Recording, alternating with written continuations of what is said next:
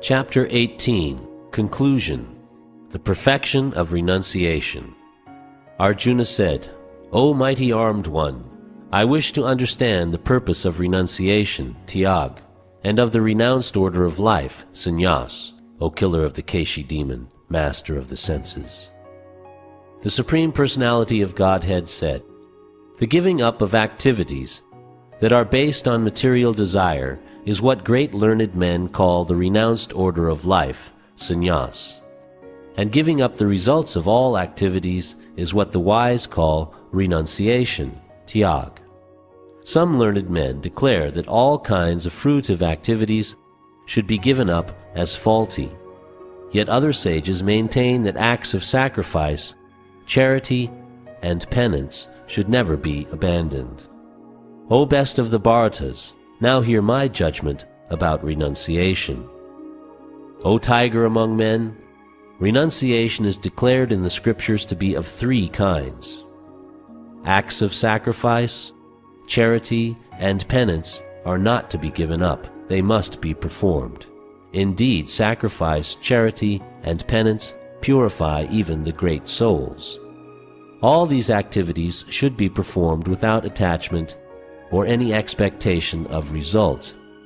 They should be performed as a matter of duty, O son of Pritha. That is my final opinion. Prescribed duties should never be renounced. If one gives up his prescribed duties because of illusion, such renunciation is said to be in the mode of ignorance. Anyone who gives up prescribed duties as troublesome or out of fear of bodily discomfort is said to have renounced in the mode of passion. Such action never leads to the elevation of renunciation. O Arjuna, when one performs his prescribed duty only because it ought to be done, and renounces all material association and all attachment to the fruit, his renunciation is said to be in the mode of goodness. The intelligent renouncer, situated in the mode of goodness, neither hateful of inauspicious work nor attached to auspicious work, has no doubts about work. It is indeed impossible for an embodied being to give up all activities, but he who renounces the fruits of action is called one who has truly renounced. For one who is not renounced, the threefold fruits of action, desirable, undesirable, and mixed, accrue after death. But those who are in the renounced order of life have no such result to suffer or enjoy. O mighty armed Arjuna, according to the Vedanta, there are 5 causes for the accomplishment of all action. Now learn of these from me. The place of action, the body, the performer, the various senses, the many different kinds of endeavor, and ultimately the supersoul. These are the 5 factors of action. Whatever right or wrong action a man performs by body, mind, or speech is caused by these 5 factors. Therefore, one who thinks himself the only doer, not considering the 5 factors, is certainly not very intelligent and cannot see things as they are. One who is not motivated by false ego, whose intelligence is not entangled, though he kills men in this world, does not kill, nor is he bound by his actions. Knowledge, the object of knowledge, and the knower are the 3 factors that motivate action. The senses, the work, and the doer are the 3 constituents of action. According to the 3 different modes of material nature, there are 3 kinds of knowledge, action, and performer of action. Now hear of them from me. That knowledge by which one undivided spiritual nature is seen in all living entities, though they are divided into innumerable forms, you should understand to be in the mode of goodness. That knowledge by which one sees that in every different body there is a different type of living entity, you should understand to be in the mode of passion. And that knowledge by which one is attached to one kind of work as the all in all, without knowledge of the truth, and which is very meager, is said to be in the mode of darkness. That action which is regulated and which is performed without attachment, without love or hatred, and without desire for fruit of results, is said to be in the mode of goodness. But action performed with great effort by one seeking to gratify his desires and enacted from a sense of false ego is called action in the mode of passion. That action performed in illusion, in disregard of scriptural injunctions, and without concern for future bondage or for violence or distress caused to others is said to be in the mode of ignorance. One who performs his duty without association with the modes of material nature, without false ego, with great determination and enthusiasm, and without wavering in success or failure, is said to be a worker in the mode of goodness. The worker who is attached to work and the fruits of work, desiring to enjoy those fruits, and who is greedy, always envious, impure, and moved by joy and sorrow, is said to be in the mode of passion.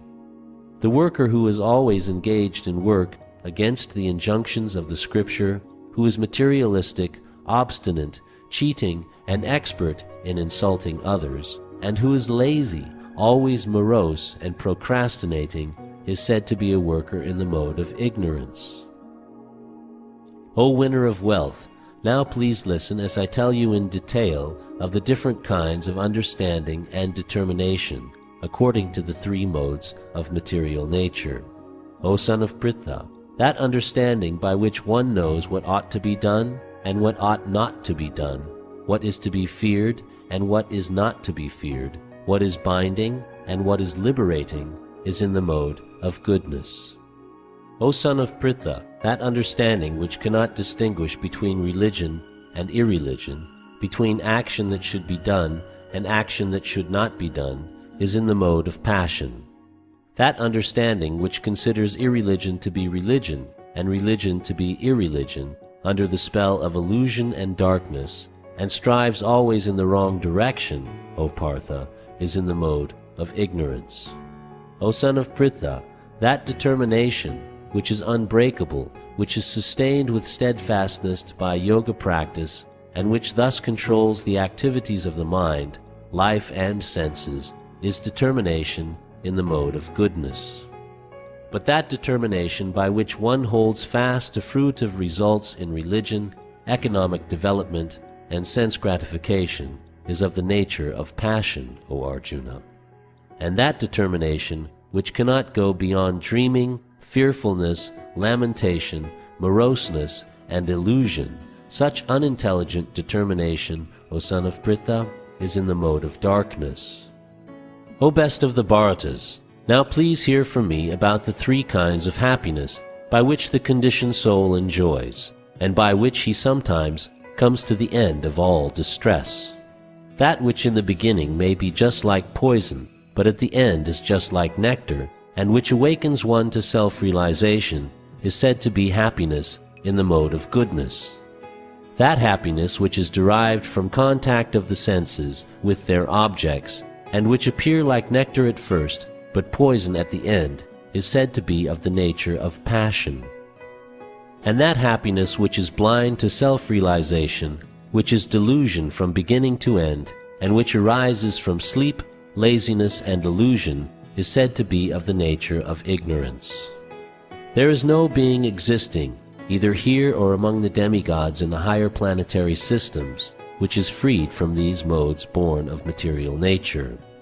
Brahmanas, Kshatriyas, Vaishyas, and Shudras are distinguished by the qualities born of their own natures in accordance with the material modes, O chastiser of the enemy.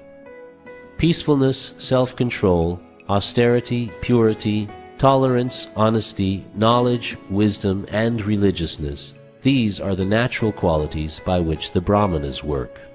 Heroism, power, determination, resourcefulness, courage in battle, generosity, and leadership are the natural qualities of work for the Kshatriyas. Farming, cow protection, and business are the natural work for the Vaishyas, and for the Shudras there is labor and service to others. By following his qualities of work, every man can become perfect. Now please hear from me how this can be done. By worship of the Lord, who is the source of all beings, and who is all-pervading, a man can attain perfection through performing his own work. It is better to engage in one's own occupation even though one may perform it imperfectly, than to accept another's occupation and perform it perfectly. Duties prescribed according to one's nature are never affected by sinful reactions. Every endeavor is covered by some fault, just as a fire is covered by smoke. Therefore, one should not give up the work born of his nature, O son of Kunti, even if such work is full of fault. One who is self-controlled and unattached, and who disregards all material enjoyments, can obtain, by practice of renunciation, the highest perfect stage of freedom from reaction. O son of Kunti, learn from me how one who has achieved this perfection can attain to the supreme perfectional stage, Brahman, the stage of highest knowledge, by acting in the way I shall now summarize.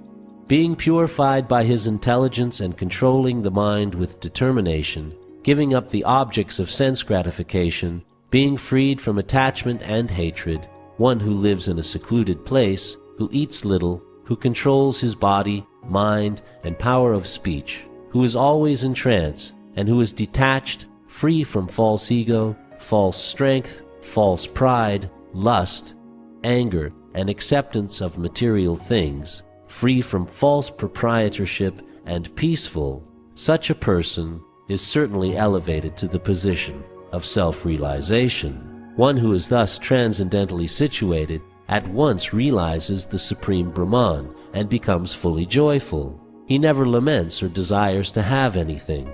He is equally disposed toward every living entity. In that state he attains pure devotional service unto me. One can understand me as I am, as the Supreme Personality of Godhead, only by devotional service. And when one is in full consciousness of me by such devotion, he can enter into the kingdom of God. Though engaged in all kinds of activities, my pure devotee, under my protection, reaches the eternal imperishable abode by my grace. In all activities just depend upon me, and work always under my protection. In such devotional service, be fully conscious of me. If you become conscious of me, you will pass over all the obstacles of conditioned life by my grace. If, however, you do not work in such consciousness, but act through false ego, not hearing me, you will be lost. If you do not act according to my direction, and do not fight, then you will be falsely directed. By your nature, you will have to be engaged in warfare. Under illusion, you are now declining to act according to my direction, but compelled by the work born of your own nature, you will act all the same, O son of Kunti. The Supreme Lord is situated in everyone's heart, O Arjuna, and is directing the wandering of all living entities who are seated as on a machine made of the material energy. O sign of Bharata, surrender unto him utterly. By his grace you will attain transcendental peace and the supreme eternal abode. Thus I have explained to you knowledge still more confidential. Deliberate on this fully, and then do what you wish to do. Because you are my very dear friend, I am speaking to you my supreme instruction, the most confidential knowledge of all. Hear this from me, for it is for your benefit. Always think of me, become my devotee, worship me, and offer your homage unto me. Thus you will come to me without fail. I promise you this because you are my very dear friend. Abandon all varieties of religion, and just surrender unto me. I shall deliver you from all sinful reactions. Do not fear. This confidential knowledge may never be explained to those who are not austere, or devoted, or engaged in devotional service, nor to one who is envious of me. For one who explains this supreme secret to the devotees, pure devotional service is guaranteed, and at the end he will come back to me. There is no servant in this world more dear to me than he, nor will there ever be one more dear. And I declare that he who studies this sacred conversation of ours worships me by his intelligence. And one who listens with faith and without envy becomes free from sinful reactions and attains to the auspicious planets where the pious dwell. O son of Pritha, O conqueror of wealth, have you heard this with an attentive mind? And are your ignorance and illusions now dispelled? Arjuna said, My dear Krishna, O infallible one, my illusion is now gone. I have regained my memory by your mercy. I am now firm and free from doubt. and am prepared to act according to your instructions." Sanjaya said, "Thus I have heard the conversation of two great souls, Krishna and Arjuna, and so wonderful is that message that my hair is standing on end. By the mercy of Vyasa, I have heard these most confidential talks directly from the master of all mysticism, Krishna, who is speaking personally to Arjuna. O king, as I repeatedly recall this wondrous and holy dialogue between Krishna and Arjuna, I take pleasure, being thrilled at every moment. O king, as I remember the wonderful form of Lord Krishna, I am struck with wonder more and more, and I rejoice again and again. Wherever there is Krishna, the master of all mystics, and wherever there is Arjuna, the supreme archer, there will also certainly be opulence, victory, extraordinary power, and morality. That is my opinion."